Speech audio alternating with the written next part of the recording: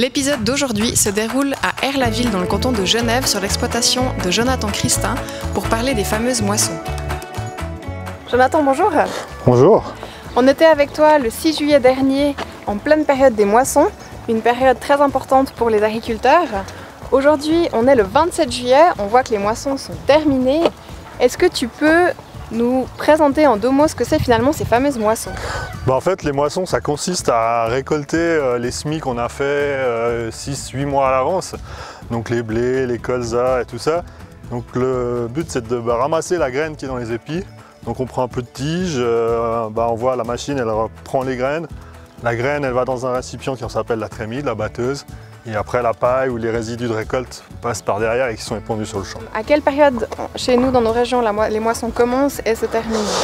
Nous, à Genève, ça se commence normalement à peu près autour du 1er juillet. Cette année, on a commencé autour du 20 et on a fini il y a une semaine à peu près.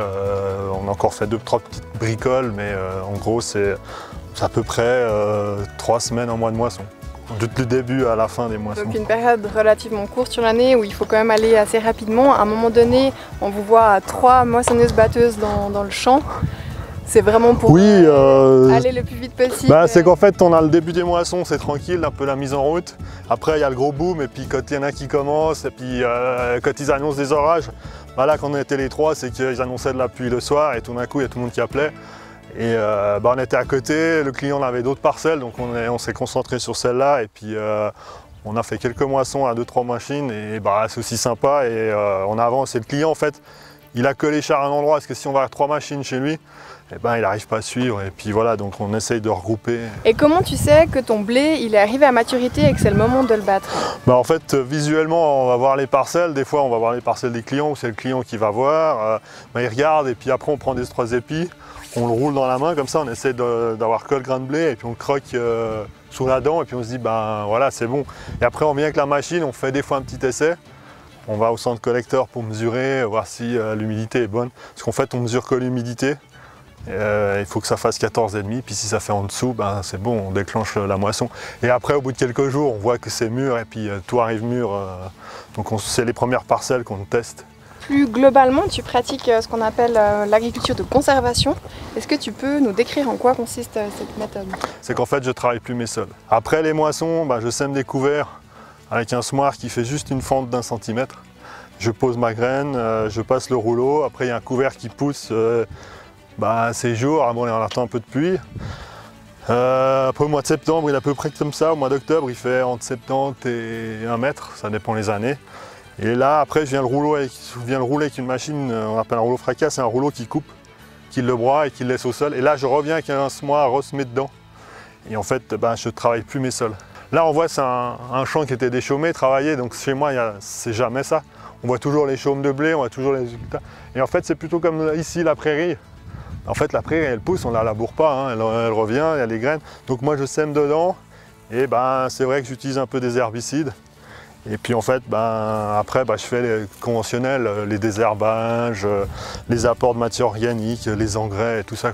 Il y a quelques temps, Prometer a mis en ligne une vidéo qui montrait la technique de mélanger des variétés de céréales. Il me semble que c'est quelque chose où tu es pionnier dans cette technique. Non, je ne suis pas pionnier, je suis en France, ça fait des longues années. Et en fait, ma réflexion, c'était qu'on voit qu'on est toujours plus fort à 2 ou 3.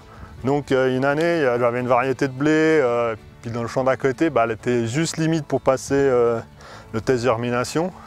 Et l'autre était bien en dessus, mais le rendement était inférieur que l'autre. Donc je me suis dit, si on a deux variétés ensemble, elles vont se tirer. Et en fait, en France, ça fait depuis des longues années qu'ils font ça. Alors par contre, je mélange que les classes ensemble. La classe top, la classe 1 et 2. Je reste dans la classe, mais je ne mélange pas les classes parce que après il va y avoir des conséquences pour les boulangers. Bien sûr. Plusieurs points sont intéressants au niveau de la réglementation de la production de céréales en Suisse et en premier lieu, les parts maximales allouées aux cultures en termes de surface. Si l'on prend l'ensemble des céréales produites potentiellement sur une exploitation, cela ne peut pas représenter plus de 66% de la surface agricole utile. Ensuite, il existe une limitation maximale pour chaque culture indépendamment. Dans le cas du blé, on ne pourra pas dépasser 50% de la surface agricole utile, idem pour le triticale. Pour du millet, ça sera 33%, pour de l'avoine 25%, etc. Ces limitations vont surtout permettre aux agriculteurs de respecter une bonne rotation des cultures, comme nous l'avons vu ensemble au cours de l'épisode 2.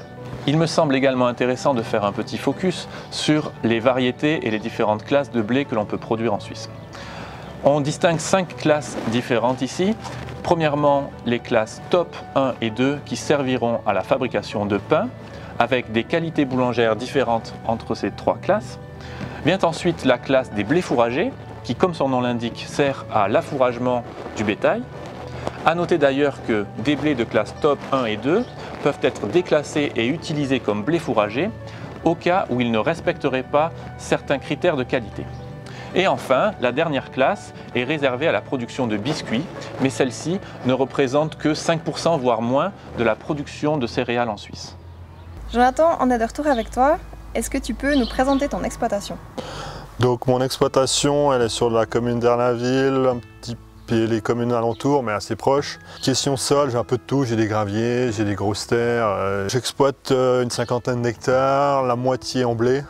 Après l'autre moitié, c'est colza, tournesol, soja, févrole, un petit peu de plantes pour les couverts que je fais ma semence. Ça fait 10 ans que je suis en agriculture de conservation, que j'ai lâché tout travail du sol. Ça fait quand même un petit moment que tu es dans le monde agricole. Qu'est-ce qui te passionne dans l'agriculture?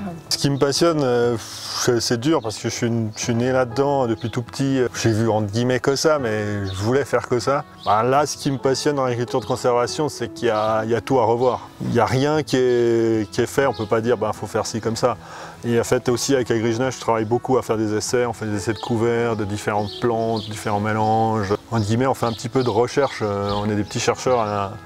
Et ce qui est sympa, c'est que les institutions maintenant elles viennent nous trouver pour voir ce qu'on fait. Elles nous aident à nous dire voilà, ça marche, pourquoi. Et puis voilà, et en fait en lisant, on découvre et on redécouvre notre métier. Et c'est ce qui est sympa, c'est qu'on n'est pas dans le moule où il faut faire ça à telle date et on est libre. Moi j'aime bien être libre et j'aime pas faire comme les autres. Donc cette agriculture-là, elle me plaît beaucoup. Est-ce qu'il y a quand même des choses que tu aimerais changer dans le monde agricole ou dans le reste de la société? Dans le monde agricole, ce qu'il faudrait changer, c'est qu'on soit rémunéré pour nos produits et puis surtout, c'est qu'on soit plutôt payé à la qualité qu'à la masse. Là, on parlait des blés, des mélanges, mais en fait, les bonnes qualités de blé et les mauvaises sont tous dans la même cellule. Donc c'est ce qui est... L'agriculteur lui demande beaucoup d'efforts, mais les transformateurs, tout ça, ils font des efforts marketing, tout ça, mais de qualité, ils ne séparent pas les lots et tout ça. Et le consommateur ne voit pas tous les efforts que certains font. Et puis la Suisse, on fait beaucoup d'efforts et en fait, ça ne se voit pas. Donc tu nous as présenté un peu toutes les denrées alimentaires que tu produis. Si on a envie de retrouver tes produits, est-ce qu'on peut... En fait, mes produits, c'est au centre collecteur, c'est le label GRTA. Et avant, j'avais un peu de vigne, mais j'ai arrêté parce que j'avais plus trop le temps. Donc voilà, j'ai pas trop de produits en vente en direct, mais j'ai beaucoup d'informations sur l'agriculture de conservation, les couverts, tout ça, c'est un truc qui me passionne. Plus ça à partager des connaissances que des produits.